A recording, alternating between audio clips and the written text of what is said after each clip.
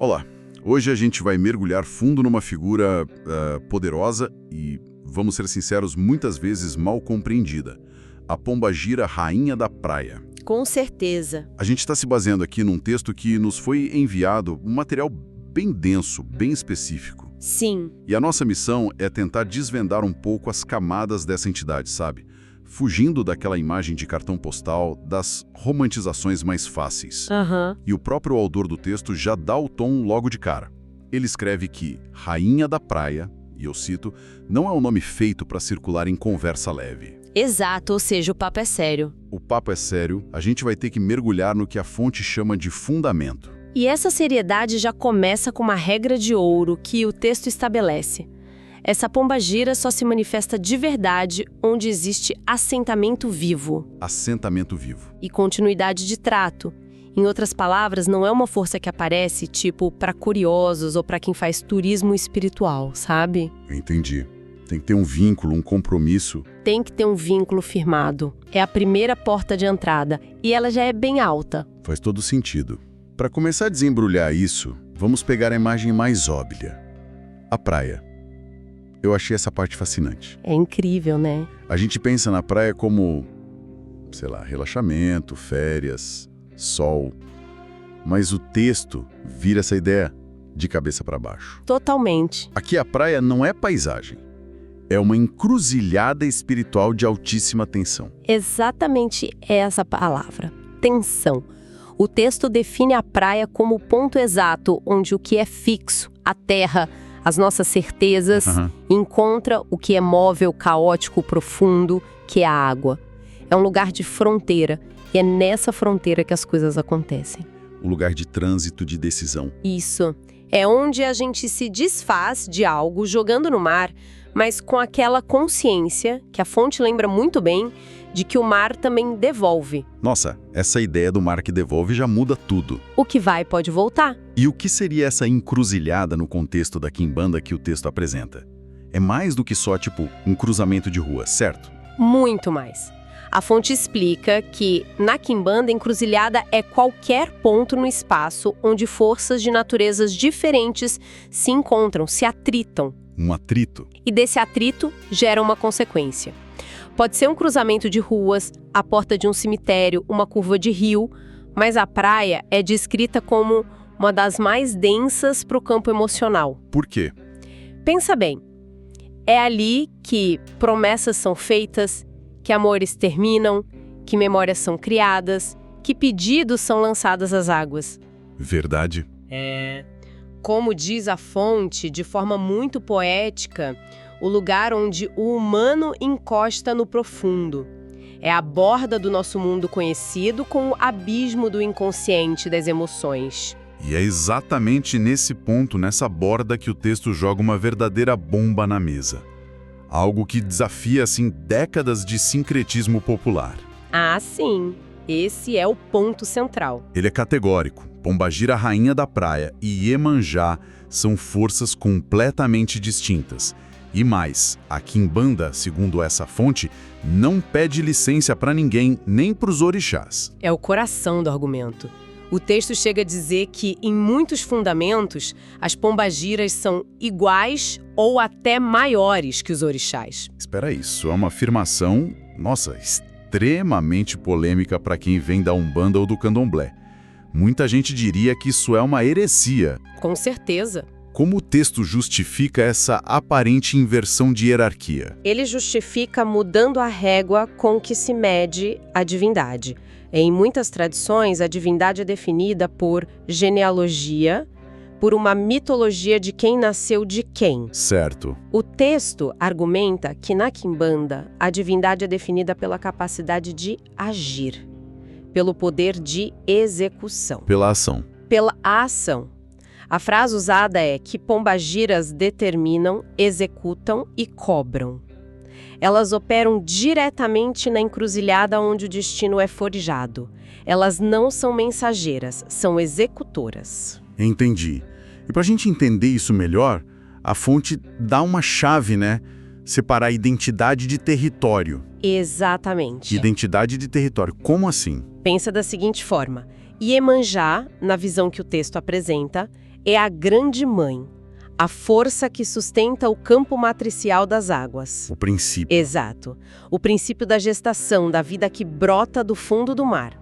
Ela é o próprio oceano, o território. Certo. A Rainha da Praia atua nesse território, mas com uma função completamente diferente. O texto diz que ela não é a mãe que acolhe. E o que ela é, então? Ela é a rainha que magnetiza, puxa, devolve, fixa, corta e reorganiza vínculos na borda desse oceano. A função dela é ativa, é de governo, é executora. Nossa, que potente essa definição. É como se Iemanjá fosse a dona do prédio e a Rainha da Praia fosse a CEO de uma empresa poderosa que opera na cobertura, tomando decisões que afetam tudo lá dentro. Uma é o princípio, a outra é a ação. Ok, essa analogia do prédio ajuda a clarear. Mas ainda fica a pergunta. Se elas operam no mesmo território e a Rainha da Praia até aceita a mesma comida de Iemanjá, como é possível que não haja uma hierarquia, uma subordinação? Certo. O texto nos dá alguma ferramenta para resolver essa aparente contradição? Sim, e é uma das ideias mais interessantes do material. O autor chama de potes de poder. Potes de poder. Gostei do nome. É uma forma, como ele diz, de fazer uma leitura dura da realidade espiritual. A ideia é que diferentes divindades de diferentes culturas podem beber do mesmo pote de poder. Ou seja, reinar sobre o mesmo atributo. Isso. Reinar sobre o mesmo atributo universal, sem serem a mesma coisa e sem uma anular a outra. Parece que deixa a coisa mais organizada. Que exemplos o texto dá? Ele dá vários de mitologia comparada, mostrando que esse princípio é universal. Por exemplo, existe o pote de poder da encruzilhada. Certo. Na Grécia Antiga, quem bebia desse pote era Hermes. Na feitiçaria europeia, Hécate. Aqui no Brasil, Exu é o dono absoluto desse conceito. São a mesma divindade? De jeito nenhum, mas todos são, digamos, os gerentes do mesmo departamento, o de trânsito e comunicação entre mundos. Faz todo sentido.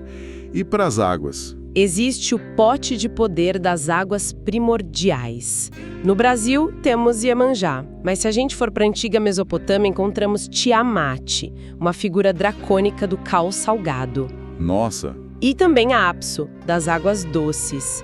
Eles bebem do mesmo conceito de caos fértil, de onde a vida emerge, mas cada um com sua identidade. E ele cita outros? Cita o pote do desejo e atração, onde coloca Afrodite, a nórdica Freja e as pombagiras, e o da morte e transição, com Anubis, Rumila e, de novo, Hécate. Entendi. Então essa teoria nos ensina a reconhecer o eixo comum sem confundir a natureza ou a soberania de cada um. Exatamente isso. Ok. Essa teoria dos potes de poder faz muito sentido, mas ainda parece um pouco abstrato. E a beleza desse texto é que ele nos mostra como isso funciona na prática, no chão do terreiro. Sim, ele aterra o conceito. E tudo começa, surpreendentemente, com a comida. Exato. Ele nos dá um exemplo muito concreto, a oferenda, o dibó. O texto descreve o prato clássico de Iemanjá. Canjica branca cozida, camarão seco, cebola branca refogada no azeite doce. E ele detalha o simbolismo, né? Detalha e é lindo. O branco da canjica acalma as águas turbulentas da emoção. O camarão, que vive no mar, traz a memória e a força daquele reino. A cebola? A cebola descama, clareia o que está confuso.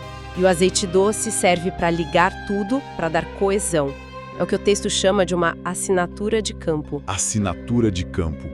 É uma definição perfeita. E aí entra a observação pessoal do autor, que é a virada de chave. Ele conta que, por ter vivência tanto na Umbanda quanto na Quimbanda, percebeu que a pombagira Rainha da Praia pedia de forma recorrente exatamente esse mesmo prato. Então não é coincidência. A conclusão dele é que não. Quando um padrão se repete no campo espiritual, não é acaso, é confirmação de fundamento. A Rainha da Praia, ao pedir essa comida, está dizendo: eu reconheço esse pote de poder, eu atuo nesse eixo, essa energia me pertence. Ela está validando o território que a gente falou antes. Mas aí vem o pulo do gato que o texto apresenta, não é? A comida é a mesma, mas o modo de preparo espiritual, a forma de entrega, é radicalmente diferente. Exatamente. O texto afirma que a rainha da praia pede esse dibó, mas com uma chave adicional, uma imolação religiosa sagrada. E aqui ele usa termos técnicos, né? Para não haver confusão. Isso, ele fala em orô, que é o rito, o sacrifício da entrega, e em egé, que é o elemento de troca vital, o sangue. Certo, e esse é um ponto delicado. Muita gente de fora tem uma visão de violência associada a isso. Sim. Como a fonte explica o significado do egé nesse contexto? A explicação é puramente técnica e linguística, não moral. O texto defende que isso não tem a ver com violência, mas com linguagem espiritual. Ele explica que o egé carrega uma energia chamada moio. Moio. Que seria o princípio da vida em movimento. Eu até pensei numa analogia lendo o material. Imagine que o dibô, a comida, é como construir um carro. Você tem o chassi, as rodas, o motor. É uma estrutura perfeita, uma assinatura de campo. Ok, um carro pronto. Mas ele está parado, não vai a lugar nenhum. O egé com seu moio é a gasolina e a faísca da ignição. É o que coloca a máquina para funcionar. Nossa, que analogia boa. Sem ele, segundo a lógica da quimbanda pré-ventrada, você tem uma bela escultura, uma linda intenção, mas ela é inerte. O texto é direto. A quimbanda não apenas simboliza, ela realiza. Então, o sacrifício não é um enfeite. Não. É o motor que estabelece a troca, o compromisso e, claro, a consequência. Isso tudo me faz pensar. Se a praia é a borda, o que tem no fundo desse mar? E o texto dá um nome para isso.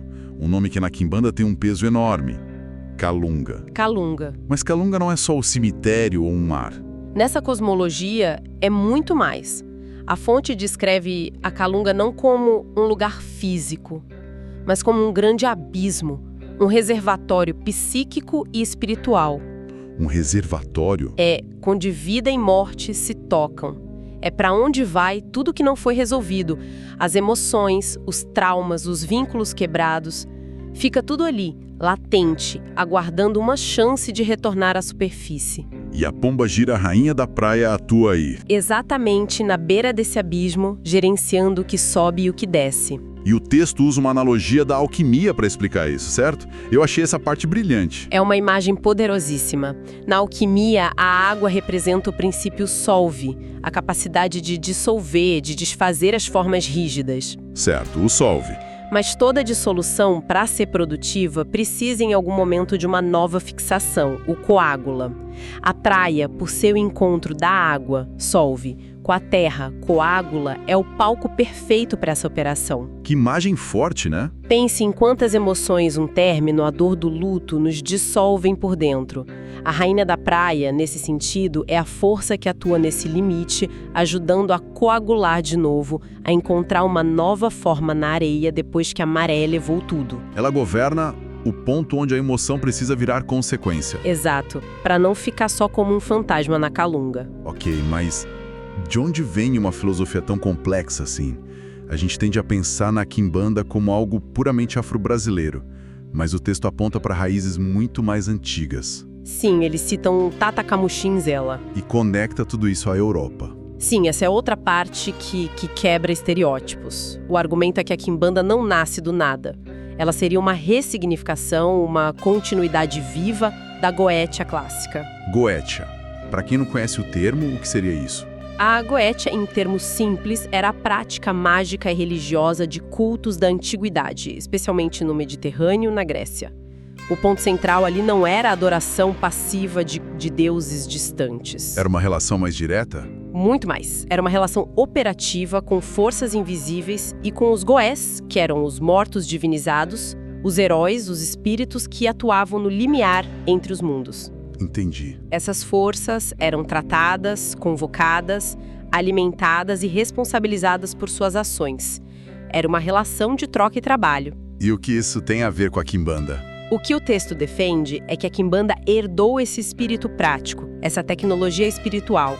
Portanto, ela não seria uma ruptura com o passado, mas sim, nas palavras da fonte, uma continuidade viva da antiguidade, adaptada e ressignificada no caldeirão cultural brasileiro. Uau!